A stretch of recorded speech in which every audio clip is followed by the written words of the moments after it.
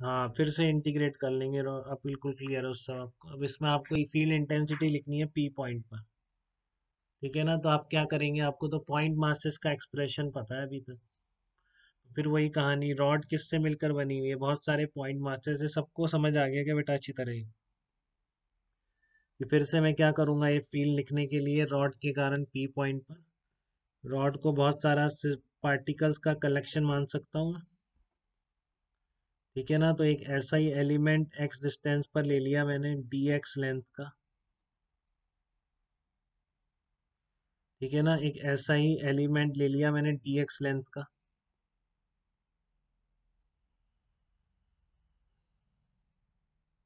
अरे वाह लक्ष्य, एकदम ही सही बता दिया बेटा आपने।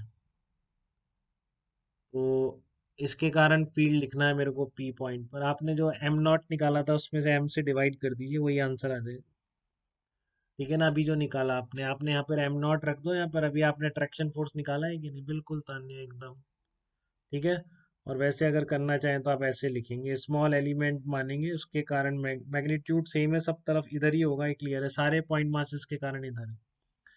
तो एक जो डी एक्स एलिमेंट है इसके कारण कितना हो जाएगा, G d m upon x square. ध्यान से देख लीजिए, फिर हम यूज करेंगे इसको आगे इसी मेथड को। तो ये डी एम पॉइंट वहां से जो एक्स डिस्टेंस पर डी एक्स लेंथ का, इसके कारण फील्ड इंटेंसिटी कितनी हो गई, G d m upon x square. ठीक है। तो आप dm की जगह कितना रख देंगे, lambda into d x upon x square रख देंगे।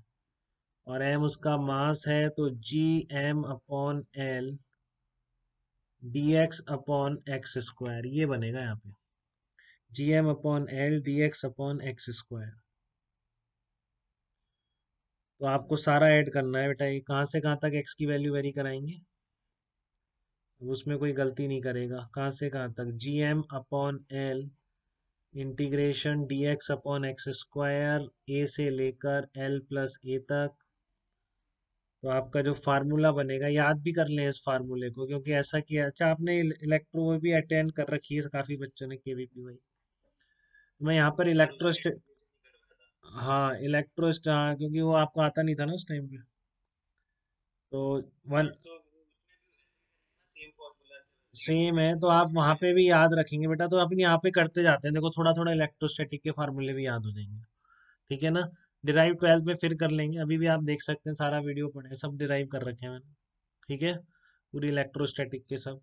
लेकिन आप क्या कर सकते हैं, अभी के लिए हम इलेक्ट्रोस्टैटिक से लिंक करके थोड़ा सा याद करते जाएंगे, अभी थोड़ा वहाँ भी हेल्प हो जाएगी, यहाँ भी हेल्प हो जाएगी। ठीक है, क्योंकि परमानेंटली याद याद आपको उसी फॉर्म में रहेंगे, क्योंकि आप इलेक्ट्रोस्टैटिक बहुत ज़्यादा पढ़ेंगे ना बेटा। तो परमानेंटली याद तो आपको उसी फॉर्म में रहेंगे। दो चार फार्मूले हैं, रिंग के कारण फील्ड, डिस्क के कारण फील्ड, स्फीयर के कारण फील्ड। ठीक है ना। हाँ, तो इसलिए मैं आपको थोड़ा सा वहां से लिंक करता जाता हूँ अब। जैसे कि आपको पॉइंट मास के कारण ही कर देता हूँ, चलो एक बार यहाँ भी कर देता हूँ आपको। पॉइंट मास के कारण पहले तो सबसे पहले कूलॉम्स लॉ है, तो आपका जो जैसे ये है, G m one m two upon r square. ऐसे दो चार्ज पार्टिकल क्यू वन, कई बार ये हेक्टिक भी बहुत हो जाता है, मेरे को बहुत मेहनत करनी पड़ जाती है, लेकिन ठीक है चलो। अब आप लोगों ने कर ही रहे हैं आप मेहनत, तो देख लो। Q1 Q2 दो पॉइंट चार्जेस हैं, तो ये फोर्स कितना आ जाता है, Q1 Q2 upon r square आ जाता है। ठीक है ना, तो जैसे M1 M2 के बीच, तो क्या किया आपने, केवल G को कैपिटल K से रिप्लेस कर दिया। एक और कांस्टेंट है, इसकी वैल्यू सबको याद होगी, बहुत कॉमन है, 9 × 10⁻⁹ होती है, जैसे G की है 6.67 × 10⁻⁻11।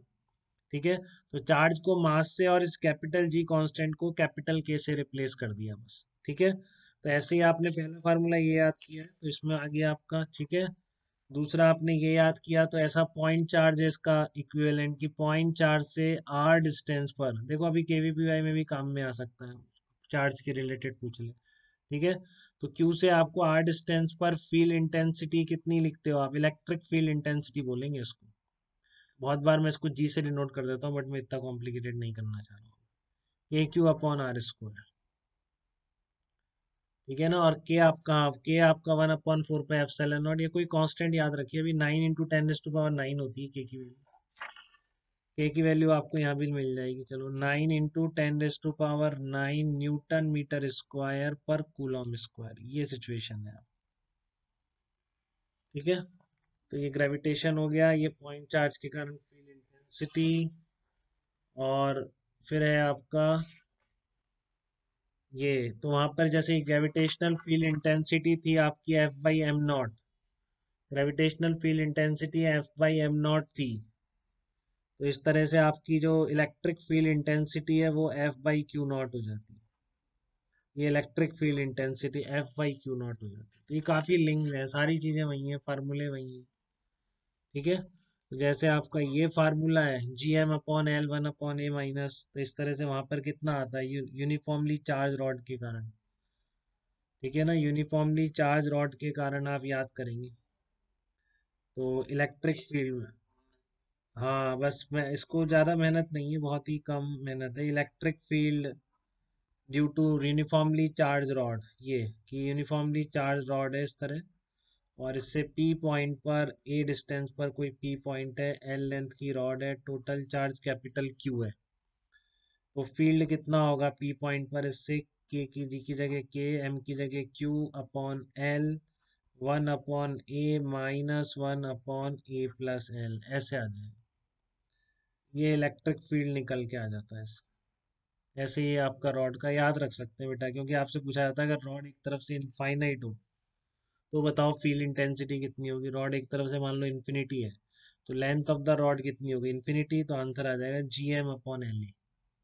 ठीक है ना, तो पी पॉइंट पर फील्ड इंटेंसिटी आप डायरेक्ट लिख देंगे Gm/L। अगर वेरी लार्ज लेंथ की रॉड है, L is much larger than small a, तो आप ए को नेग्लेक्ट करोगे, एल बचेगा, एल इन 1/इन्फिनिटी 0 हो जाएगा, Gm/L आ जाएगा।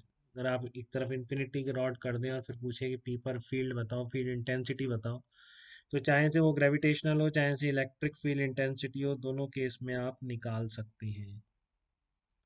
ठीक है, अब आते हैं कुछ फार्मूले हैं आपके। रिंग की एक्सिस पर फील्ड कितनी है, आर्क के सेंटर पर फील्ड कितनी है, तो इन सब का डेरिवेशन भी आप चाहें तो कर सकते हैं, बट करें ना करें ये बहुत ही बड़ा क्वेश्चन है। वैसे ये चैप्टर ग्रेविटेशन के बाद बहुत सही रहता है हमेश, न्यूपिट जी ने रूल बना रखा है नहीं 11th में ही पढ़ाना है, स्कूल में आता है। जनरली कोचिंग क्या करती है, इसको इलेक्ट्रोस्टैटिक जब पढ़ते हैं ना 12th में, उसके बाद पढ़ाती है, तो ये वैसे ही खत्म हो जाता है चैप्टर। ज़्यादा मेहनत होती नहीं, सैटेलाइट में मेहनत होती है बस, वो अलग चीज़ है। बाकी पूरा ये कैसा है, इलेक्ट्रोस्टैटिक की तरह ही है।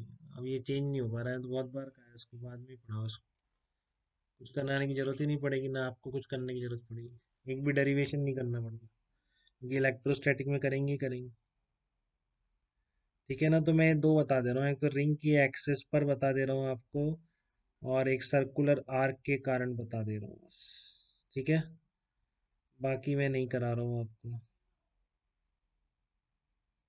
देखिए मैं क्या कह रहा हूँ, electric field at the axial point of a uniform ring, जैसा कि ऐसा 12th में भी याद करेंगे, बोर्ड में भी आता है वो, easy vector eight axial point,